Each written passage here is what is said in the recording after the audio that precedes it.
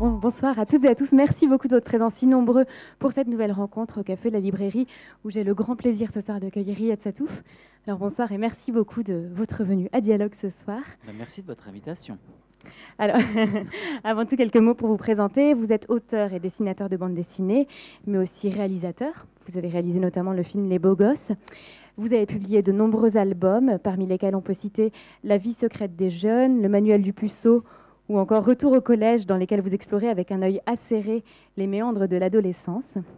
Vous avez également créé le célèbre personnage Pascal Brutal, véritable symbole de la virilité, une série d'albums dont le 3e tome a remporté le Fauve d'Or au Festival d'Angoulême en 2010, une récompense que vous avez de nouveau reçue en 2015 pour l'Arabe du futur.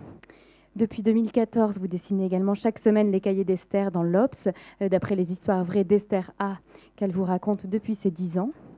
Et puis toujours depuis 2014, vous publiez aux éditions Alary L'Arabe du futur, le récit de votre enfance entre la Libye, la Syrie et la France, dont le 4e tome d'un format exceptionnel de 280 pages vient de paraître et qui rencontre de très nombreux lecteurs dans le monde entier. Alors dans ce nouveau tome qui raconte l'histoire vraie d'un adolescent de moins en moins blond, de sa famille franco-syrienne et du coup d'État de son père, le jeune Riyad qui rentre dans l'âge ingrat de l'adolescence, puisqu'on le suit de ses 9 à 14 ans, entre 87 et 92, il revient en France, et plus précisément en Bretagne, avec sa famille, après plusieurs années en Syrie, tandis que son père va travailler en Arabie Saoudite et se tourne de plus en plus vers la religion.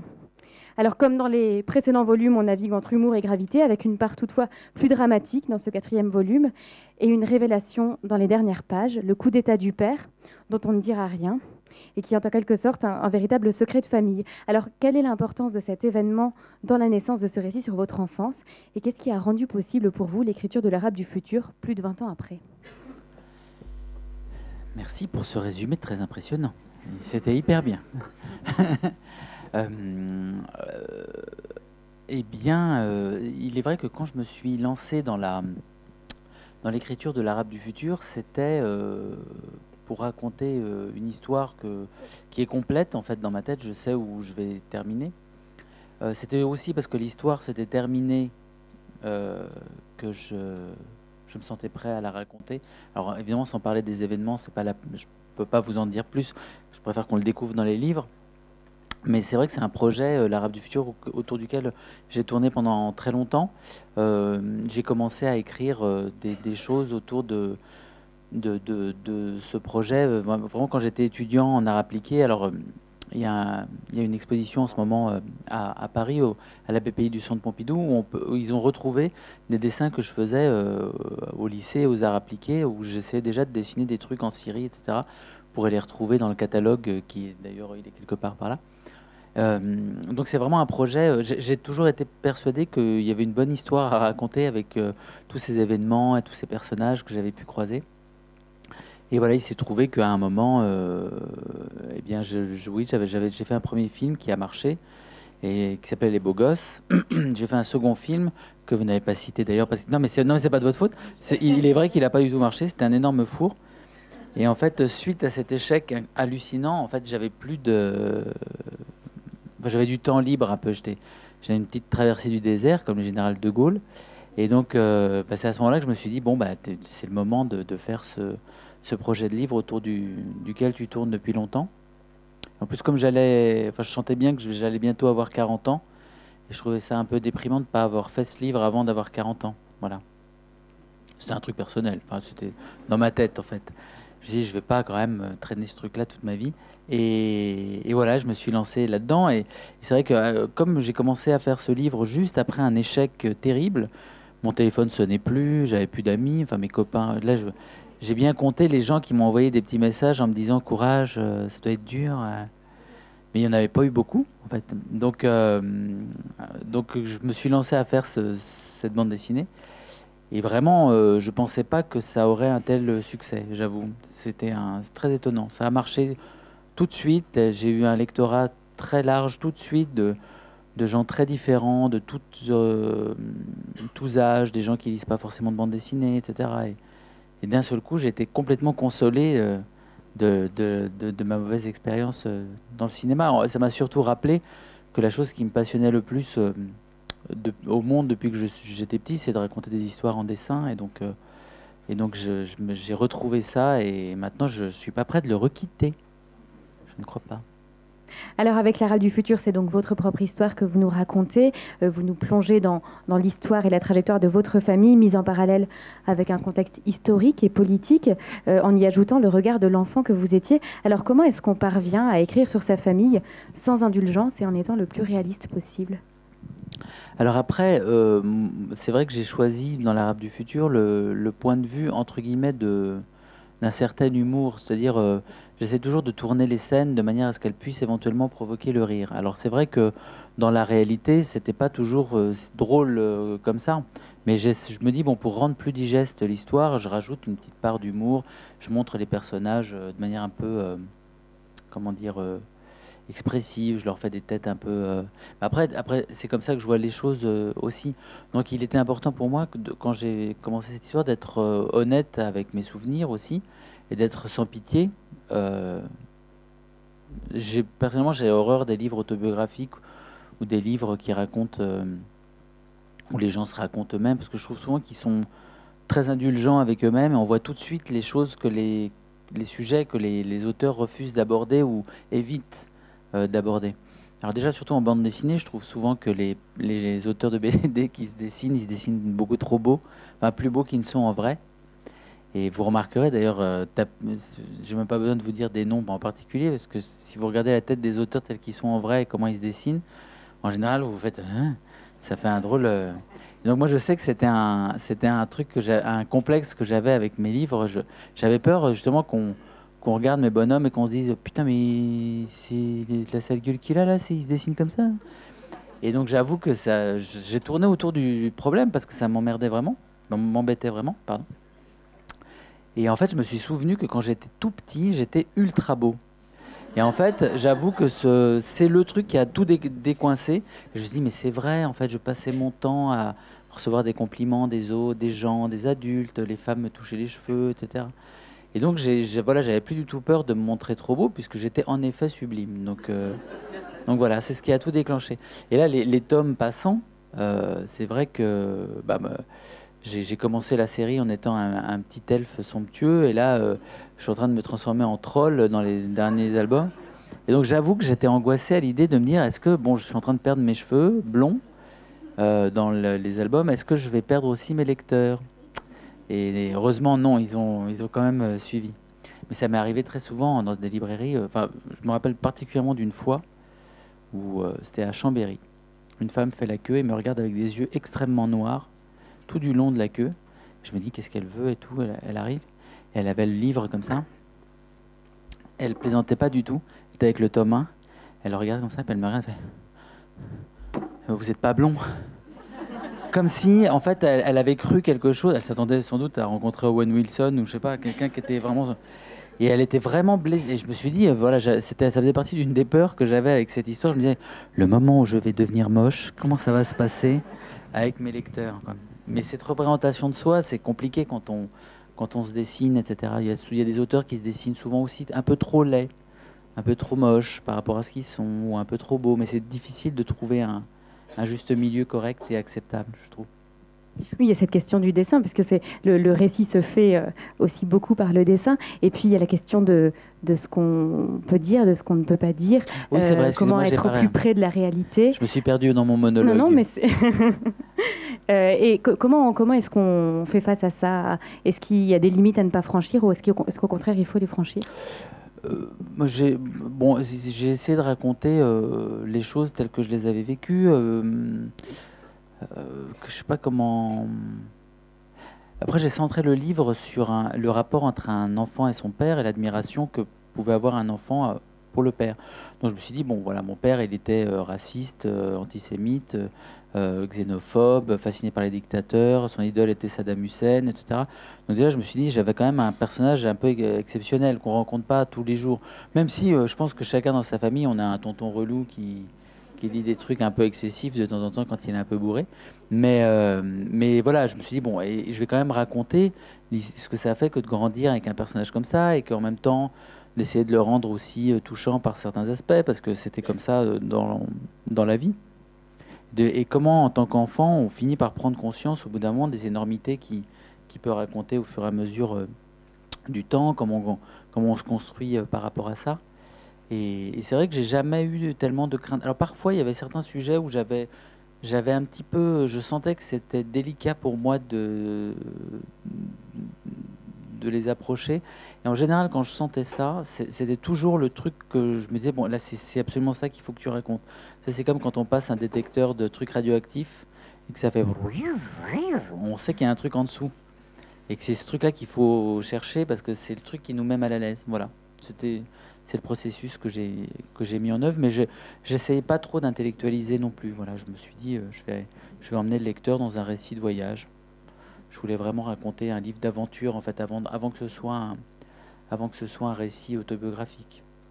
Un récit de voyage entre plusieurs pays. Ça commence en Libye dans le tome 1, puis en Syrie, enfin, entre la Syrie et la France, enfin, et la Bretagne plus particulièrement. Est-ce que c'était aussi, est-ce que vous aviez aussi la volonté de raconter la difficulté pour un enfant d'être tiraillé entre deux cultures, parce qu'on voit le petit Riyad avoir du mal à s'intégrer en Syrie, mais aussi en France, être toujours dans un entre-deux. Est-ce que c'était aussi ça que vous vouliez explorer ? Bah oui, c'est vrai que je voulais aussi raconter les choses telles que je les avais vécues, parce que souvent, comment dire, la question de l'identité et comment on se définit, etc., c'est quelque chose qui a toujours été central un peu dans ma vie, parce que j'étais un mélange entre une Bretonne et un Syrien paysan, enfin une Bretonne un peu paysanne aussi d'ailleurs, un mélange assez improbable. Quand j'étais en Syrie, que je habitais dans ce petit village, les enfants me considéraient pas comme l'un des leurs parce que j'étais blond et que ma mère était française. Donc pour eux, j'étais un juif qui était l'ennemi héréditaire des enfants dans ce village. Quand je revenais en France, en fait, j'étais un type qui avait un nom un peu ridicule. Satouf, c'est ridicule. Et en même temps, j'avais pas une tête entre guillemets de type originaire du Moyen-Orient. Ça se voyait pas tout de suite que j'étais à moitié syrien, etc. Donc c'était bizarre. J'avais à chaque fois une place un petit peu bizarre. Et donc j'avais envie en effet de raconter ce que c'était que grandir avec ça. C'est toujours intéressant. Ça me fait... Là, tout à l'heure, je pense juste à ça. C'était rigolo parce que j'ai visité un bateau de guerre. Il y avait des officiers extrêmement sympas.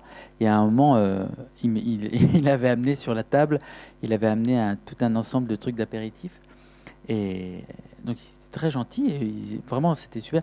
Et à un moment, j'en vois un qui se décompose, parce qu'il y avait du saucisson sur la table, et il me dit, t'as merde, j'ai pas pensé de pas manger de porc.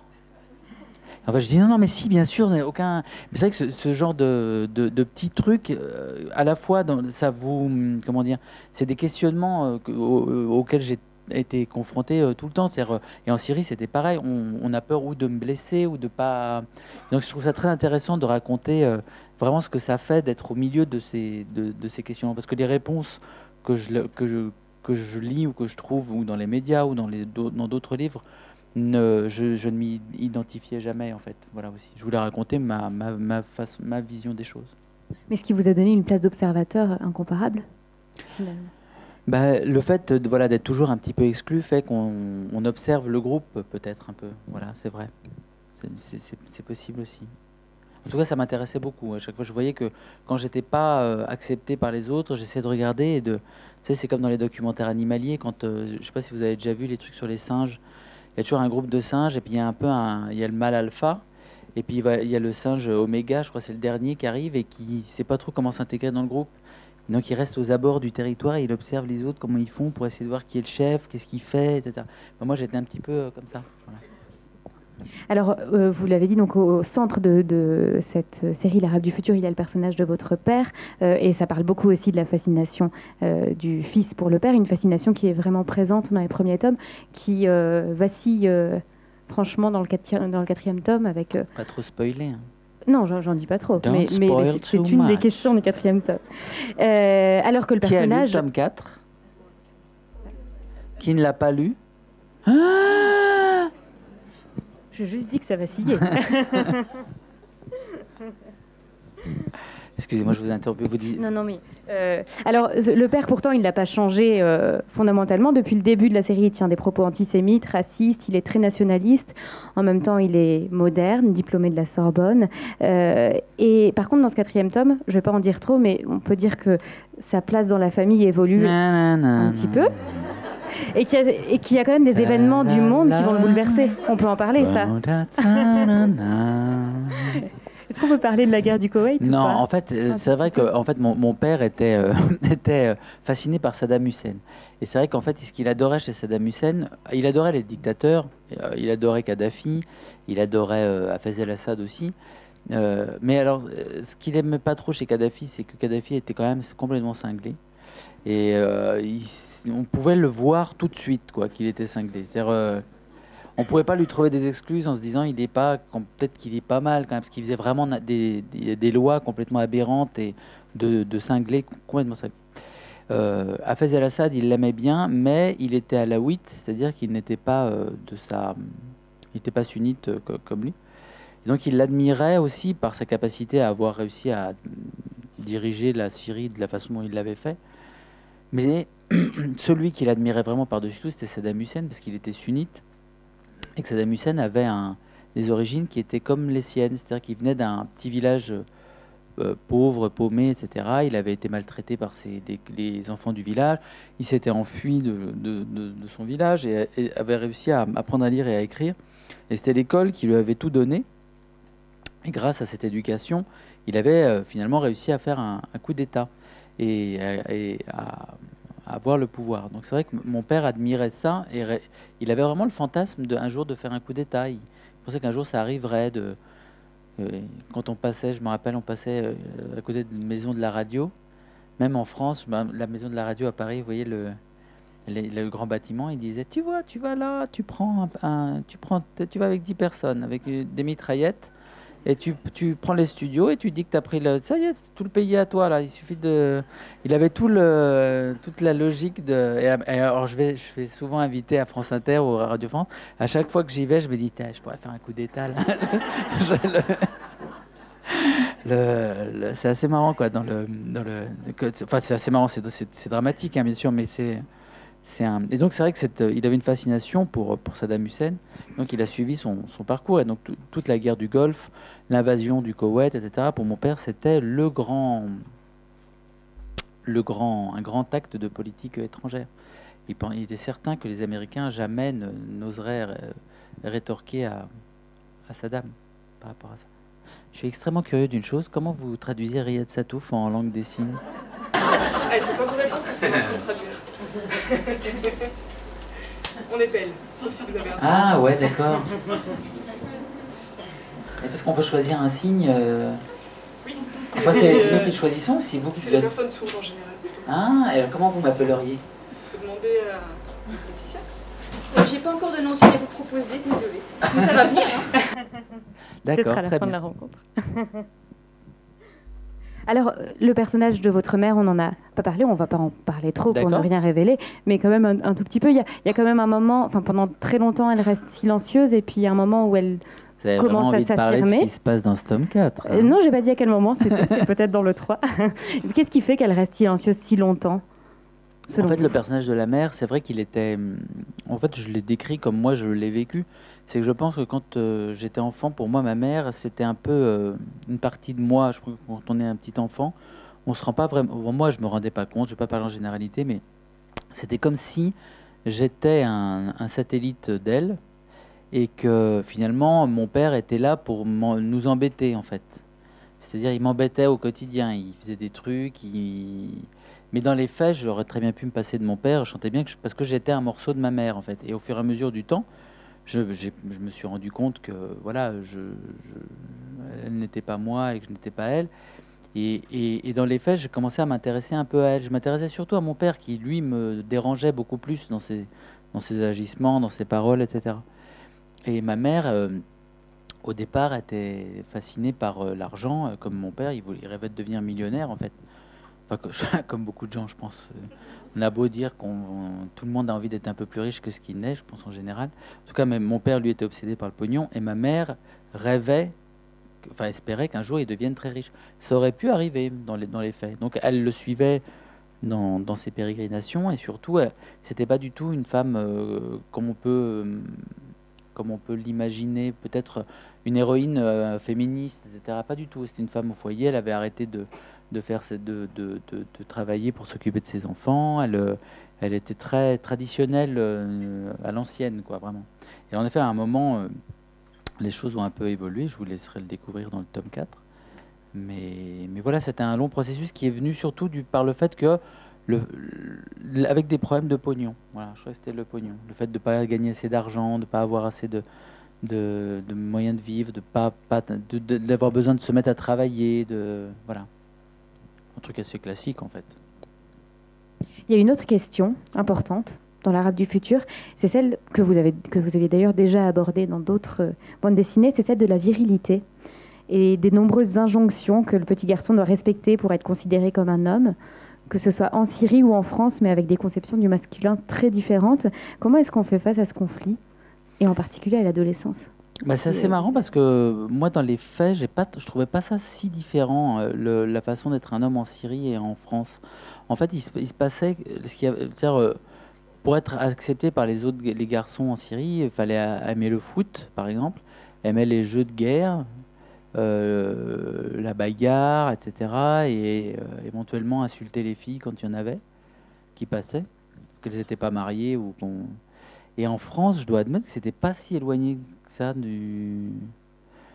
Alors, ce qui était particulier dans l'école française au collège, c'est que les filles il y avait des filles déjà dans ce collège. En Syrie, c'était pas une école mixte, donc on n'avait pas d'interaction tellement avec les filles. Mais la fabrique des garçons, en effet, c'est quelque chose que j'ai expérimenté, dont j'ai eu conscience très tôt, parce que je voulais en être, en fait. J'avais envie d'être un garçon, comme les autres, mais j'y arrivais pas, en fait. Donc c'est vrai que c'était frustrant, et donc c'est un peu comme...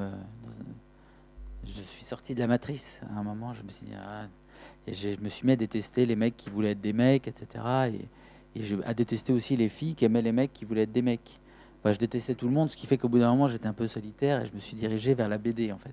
C'est vrai que ça a été un petit peu le processus. Mais c'est vrai que tout le jeu comme ça, de la construction du genre, c'est quelque chose que j'ai abordé dans mes bandes dessinées depuis le début, parce que j'ai toujours été stupéfait de ça. Je me rappelle, au collège, j'étais toujours étonné qu'il y avait beaucoup de types infects, mais qui attiraient quand même les filles. Et je me disais, mais quel étrange... alors ça, c'est un truc très, très, très classique. Je me rappelle d'une bande dessinée de Robert Crumb où il dit ah, mais les filles me détestent, mais pourtant je suis comme elles. Moi aussi, j'adore les petits chats. Et c'était un truc dont j'ai eu conscience très tôt aussi, que je trouvais ça ironique, quoi. Donc j'aime bien parler de ça. Et là, dans l'Arabe du futur, il y a quand même deux conceptions très différentes dans votre enfance, entre votre père d'un côté et votre grand-père maternel de ce côté-là. C'était ces deux conceptions. C'est-à-dire que mon père, devenant de plus en plus religieux, pratiquant, etc., au moment de l'adolescence, il se mettait à me dire que les femmes étaient vraiment le mal. Fallait pas leur parler, elles allaient nous emporter en enfer. C'était les fiancés du Satan, etc. Enfin, il y avait tout un... Et il me demandait tout le temps, t'as pas parlé à des filles, hein, c'est pas possible, t'as pas de copine, hein, c'est pas possible, non, faut attendre de te marier, etc. Et d'un autre côté, j'avais mon grand-père breton, qui lui était complètement obsédé sexuel. Et alors, à un niveau incroyable, c'était un énorme dragueur à l'ancienne, quoi. Il draguait, c'était très gênant, en fait. Quand on allait au supermarché, il y avait une caissière, il lui faisait « Alors, bonjour mademoiselle », avec un petit regard un peu pervers. Je sais pas comment, c'était... Et donc, il avait extrêmement peur que je sois homosexuel, lui, par contre. Et donc, il me stimulait tout le temps, il essayait de me forcer à m'intéresser aux filles, mais il me montrait ce qu'il pouvait y avoir de bien dans un décolleté ou dans un... Et moi, j'étais un peu paumé, en fait. J'avoue que ça me... Parce que c'était comme vous savez, un logiciel qui met peut-être plus de temps à s'installer que prévu. Je crois qu'il y a un truc avec les hormones. Moi, je me rappelle, pendant au moins 2 ans, mon grand-père me montrant des filles, leurs seins, etc. Et moi, ne comprenant pas de quoi il parlait, en fait. Je les regardais, je me disais, mais il est fou, ou alors j'ai un problème. je vois pas quel intérêt ça peut avoir de ces talons aiguilles qui montent depuis 10 minutes. Ça doit faire mal de se planter ça dans l'œil, mais c'était le seul truc que je ressentais en regardant ça. Et donc c'est vrai que comme j'étais entre deux feux comme ça, assez extrêmes, j'ai choisi une autre voie qui a été la voie qu'ont choisi beaucoup de dessinateurs timides, qui est de m'intéresser au dessin en fait. Voilà, c'est comme ça que je me suis mis à faire des BD, parce qu'au moins personne m'embêtait. Déjà, les gens s'y intéressaient pas tellement. Et donc je me suis découvert cette autre identité, voilà, le fait de raconter des livres, d'avoir envie de voilà, c'est vraiment la passion du livre est arrivée à cet âge-là, à cette époque-là. Et oui, parce que le dessin, on voit que c'est très important pour vous dès le plus jeune âge. Dans le premier tome de L'Arabe du futur, vous racontiez le moment où vous aviez dessiné Pompidou et tout le monde pensait que disait que vous alliez devenir un grand artiste. Mais ça évolue en fait au fur et à mesure des tomes. Le dessin prend de plus en plus d'importance. On voit différentes périodes qui se suivent. C'est aussi la naissance d'une vocation que vous racontez à travers ce livre. Oui, sans doute, oui. Puis c'est vrai que je voulais aussi, les livres, la lecture, le plaisir de la lecture, le fait d'être et la lecture de la bande dessinée en particulier, c'est quelque chose qui m'a tellement passionné, hypnotisé et fasciné que j'avais envie aussi de raconter. Bon, déjà, c'était obligatoire que ce soit en bande dessinée que je raconte la part la plus intime de mon existence, en fait, qui est celle-ci, l'Arabe du futur. Mais en plus, je voulais raconter comment une passion, en fait, est salvatrice aussi et peut sauver n'importe qui de. Moi, je sais que je pensais tout le temps, en fait, de faire des livres. Quand j'étais au collège et au lycée, je comptais les jours avant le moment où j'atteindrais enfin ma terre promise, qui était la terre des auteurs. Et donc, ça me portait complètement. Je me disais tout le temps, même si la vie était compliquée par certains aspects, etc., je me disais tout le temps, oui, mais un jour, je suis sûr, je vais y arriver. Et je dessinais toute la journée. Je faisais tout le temps c'est quelque chose de très positif, en fait, même quand les choses ne vont pas très bien. Je voulais témoigner aussi de ça pour qu'il y ait quelque chose de positif et de sympa dans l'Arabe du futur aussi. Mais qui mêle dramatique et humour aussi, vraiment. Oui, bien sûr. C'est vrai que le dessin, ça m'a servi, petit enfant, à attirer l'attention de mes parents pour qu'ils me considèrent vite comme un génie. Et ensuite, quand j'étais à l'école, dessiner me servait à plaire aux filles ou à impressionner les garçons, etc. Et après, à l'adolescence, le dessin me servait de refuge où je dessinais des scènes fantastiques et surréalistes pour échapper au quotidien. Et le premier argent que j'ai gagné dans ma vie, c'était en vendant des dessins, faisant des affiches photocopiées en photocopie couleur pour des magasins de jeux de rôle à Rennes. C'est-à-dire, le dessin, j'ai commencé vraiment des petits trucs, 20 francs, 40 francs. C'était relié complètement à ma vie. Donc c'était normal de l'inclure dans cette histoire. Et le dessin, il vous permet aujourd'hui de transmettre cette histoire à des lecteurs dans le monde entier. Je crois que vous avez fait des tournées à l'international. Comment ça se passe? Comment il est reçu dans les autres pays? Est-ce qu'il y a des réactions très différentes? Non, c'est drôle parce qu'en fait, les lecteurs se ressemblent vraiment d'un pays à l'autre. Alors, ils sont moins nombreux dans les pays étrangers, parce qu'en France, c'est quand même le meilleur pays du monde. Déjà, je pense que c'est le meilleur pays du monde, dans les faits. Et ensuite, je pense que c'est le meilleur pays du monde pour la lecture et pour l'ouverture d'esprit que les gens peuvent avoir pour la bande dessinée. La bande dessinée, c'est un truc extrêmement populaire et culturel, et surtout les nouvelles formes de bande dessinée. Moi, j'ai des lecteurs qui s'intéressent à la bande dessinée. Enfin, je leur destinais le livre en priorité à eux quand j'ai commencé à faire ce projet. C'était les lecteurs qui n'ont jamais lu de BD. Je voulais absolument essayer d'atteindre les mamies, les papis, des gens qui ne sont pas forcément attirés par ça. Mais ça, en France, ça prend vachement parce que il y a une curiosité, il y a un amour de la lecture, de la culture, voilà. Dans les pays étrangers, c'est le même genre de lecteurs, mais ils sont beaucoup moins nombreux, parce que la BD est vraiment beaucoup moins acceptée, en fait, culturellement et socialement. Et donc, je rencontre des lecteurs, mais en général, même tout le temps, c'est accueilli exactement de la même façon. On pose les mêmes questions, que ce soit au Brésil ou en Norvège, Voilà. Alors souvent, les lecteurs étrangers me posent des questions sur la France. En général, c'est là que c'est assez déprimant parfois, parce qu'ils ont une vision de la France vue de l'étranger comme si c'était un horrible pays raciste, par exemple. Et à chaque fois, je suis là en train de dire, mais pas du tout. Enfin, c'est beaucoup moins raciste que les États-Unis, par exemple. Il n'y a pas de loi raciste en France. Aux États-Unis, il y a des lois qui interdisent à certains ressortissants d'entrer dans leur pays. C'est des vraies lois racistes. Et les Américains sont persuadés, par exemple, j'en ai rencontré, que la France est bien pire que leur pays. Il y a une méconnaissance, en fait, de la... Donc c'est vrai que c'est rigolo enfin, c'est rigolo de faire ce travail de raconter comment on vit les choses aussi, parce qu'il y a une grande ignorance, je pense. Alors peut-être que des personnes dans le public ont des questions à poser. Harriet Satouf. Oui. Alors la question c'est comment vos parents réagissent à leurs caricatures? Alors par exemple cette question aux États-Unis c'est I have a question please. How your parents reacted on your story? Et on me la pose très souvent. クリンダでその年の子のっておっとくるにおっとパレントサトフ. Non, et par exemple, alors c'est vrai que cette question, elle me la pose tout le temps, mais je vais inclure dans l'arabe du futur la réponse à votre question. C'est-à-dire qu'il y a en effet des personnages du livre qui ont lu le livre et qui m'ont fait des retours, et je vais le raconter dans la suite de l'histoire. Vous voyez ce que je veux dire? Le livre va entrer dans le livre lui-même et va devenir le...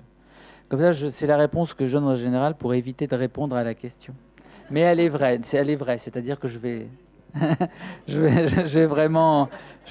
N'hésitez pas à lire le tome 34 où vous aurez la suite de la... Est-ce qu'il y a une autre question? Alors, en Syrie, comment est perçu votre livre? Alors là, c'est pareil. Je vais quand même vous dire que dans la suite, je vais raconter des choses. Maintenant, je rencontre parfois des Syriens, c'est vrai, dans les dédicaces. Qu'est-ce que j'ai... Alors, je crois que depuis le volume 3 et 4, je rencontre énormément de Syriens ou de gens d'origine syrienne. Il y a une catégorie de la population qui réagit ultra positivement et fortement à l'arabe du futur. C'est les gens qui sont de deux cultures. C'est-à-dire c'est les franco-syriens, mais aussi par exemple les franco-libanais, les franco-tunisiens, les franco-algériens, les franco-marocains, ceux qui devaient aller là-bas et qui avaient une vie en France et une vie dans un pays du Moyen-Orient. Eux, ils sont vraiment, ils n'en reviennent pas, ils ont l'impression que ça parle de leur vie, de leur façon de... Donc j'ai rencontré beaucoup de Syriens très, très, très contents et super... J'avais rencontré pour le volume 1 une Syrienne à Strasbourg qui m'avait dit, j'avais fait une rencontre comme ça, et puis elle m'avait dit, je voudrais poser une question, je n'ai pas lu votre livre, mais je vais vous le dire, la façon dont vous dites, vous parlez de votre père comme ça en disant du mal de lui, ça n'est pas du tout la Syrie que j'ai connue, c'était un pays très moderne qui ressemble à la France, beaucoup mieux que la France même, beaucoup mieux. Mais bon, ça, j'ai eu une fois ou deux des réactions comme ça, mais c'était au tout début avec le volume 1.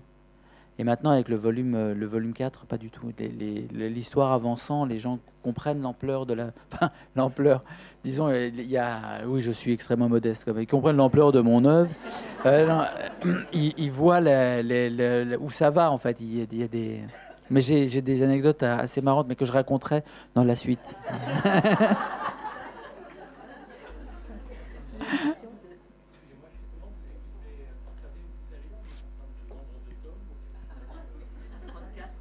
Est-ce que vous savez combien il y aura de tomes en tout? Alors oui, parce qu'en fait, je sais où je vais terminer l'histoire. Il y aura une surprise à un moment dans la série. Je ne vais pas vous dire exactement quoi, mais... Et je crois que là, tel que j'ai commencé à découper les choses, il y aura sans doute 6 volumes. Voilà. En tout, oui, en tout, pas en plus. Ah, quoique, quelle idée! Mais c'est vrai, pourquoi pas? Donc, voilà. Alors, moi, j'ai bien aimé le personnage, le compagnon de votre grand-mère. Et j'ai eu le sentiment que c'était un peu lui qui, le premier, vous avait encouragé à être artiste pleinement. Oui, mais disons qu'il m'a... Non, tous les gens de ma famille m'ont encouragé parce que, comme du côté de mon père, bon, c'était vraiment des paysans, etc. Du côté de ma grand-mère bretonne, c'était des marins, des pêcheurs Terre-Neuve, etc. Donc, personne n'avait jamais n'avait eu la moindre prétention artistique. Mais eux, ils le voyaient comme un don. En fait, ils n'arrêtaient pas de dire, tu as un don. Mais pour ma grand-mère bretonne, etc., le don était surtout le fait qu'un jour, je gagnerais beaucoup de pognon avec mes dessins.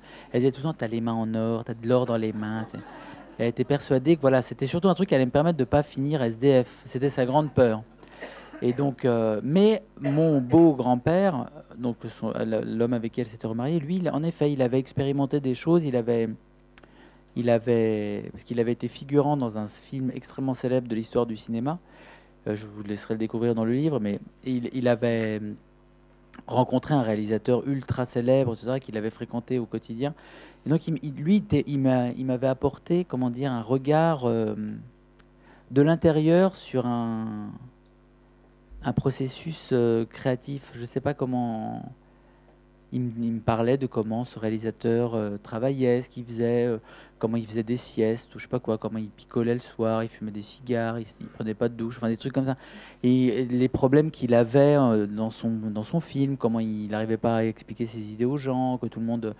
Et c'était très séduisant et surtout, il n'arrêtait pas de dire, il était comme toi. En fait, il me mettait à son niveau, donc. Et quand on voyait à la télé Picasso, il n'arrêtait pas de me dire que je dessinais beaucoup mieux. Il était tout le temps. Donc c'était très. Ça donnait confiance, c'est vrai. Et surtout, il respectait beaucoup l'art, voilà, l'expression artistique, les livres, mais il lisait assez peu lui-même. Mais il était d'une famille qui avait été très riche et qui avait tout perdu à la crise de 29, qui était devenue vraiment très très pauvre par la suite. Et il avait gardé l'amour de l'art, mais sans être lui-même un grand lecteur ou un grand spécialiste. Il y a une autre question? Est-ce que vous allez de temps en temps en Syrie ou est-ce que c'est possible? Alors, est-ce que vous allez de temps en temps en Syrie? Non, là, on peut pas y aller là, parce que la situation est un peu. Alors non, je suis pas allé récemment. Et je ne vous dirai pas si j'y suis retourné parce que je voudrais que vous lisiez les autres tomes. Il y a une Ça me fait plaisir question. qu'on veuille savoir des choses sur la suite de l'histoire. Ça veut dire que... Quel avenir vous voyez aux sociétés arabes? Parce que votre regard est quand même terrible sur les différents pays que vous avez traversés. Oui, merci pour cette question. En fait, moi, c'est très difficile pour moi de généraliser, en fait. C'est pour ça aussi que je raconte l'histoire dans la vie dans un village en Syrie, un petit village paumé, etc. Je pourrais pas en tirer une théorie générale sur l'ensemble du monde arabe. Je dirais que le problème de la majeure partie des pays du monde, c'est la corruption quand même. Et la lutte contre la corruption est comment dire, c'est la seule façon de s'en sortir, pour quel que soit le pays ou la religion, quel que soit le. Donc je crois que dans les pays arabes, il y a un énorme travail contre la corruption. C'est vraiment, tout est corrompu de A à Z, des petits gamins entre eux jusqu'au président. En fait, mais c'est très répandu. C'est pas spécifique au Moyen-Orient. Là, j'étais en Norvège il y a pas longtemps, et eux, ils vont carrément supprimer l'argent physique. Maintenant, c'est plus qu'avec des cartes bancaires. Et je me disais, c'est marrant, c'est le truc le plus ultime de lutte contre la corruption financière. En fait, il existe, on peut plus payer les gens avec. Tout est contrôlé par un ordinateur qui vérifie tout ce qu'on achète, tout ce qu'on paye, tout ce qu'on dépense. Est-ce que c'est le futur? Je ne sais pas. Peut-être. Est-ce qu'il y a une dernière question? Oui. Est-ce que vous avez appris l'arabe? Vous savez parler arabe? أنا ما بحكي عربي، أنا أحكي شوي شوي. أنتي احكي عربي؟ Non, je suis berbère. Ah ouais. Là, j'ai dit juste les derniers mots que je savais dire en arabe. Ça veut dire je parle pas arabe, et toi tu parles arabe? Voilà. Non, c'est une langue magnifique. J'aimerais bien reprendre des cours. Non, j'aimerais bien reprendre des cours, mais il faut du temps, En plus, j'ai toujours un peu peur que les profs d'arabe que je vais trouver soient plus ou moins des agents secrets. Vous savez, qu'ils soient là et qui me... Je suis complètement paranoïaque, donc j'aimerais bien trouver une prof d'arabe norvégienne, par exemple, je voudrais bien être que ce soit une agence secrète norvégienne, mais pas Donc c'est vrai que j'ai toujours tourné autour de l'idée, mais j'ai jamais sauté le pas.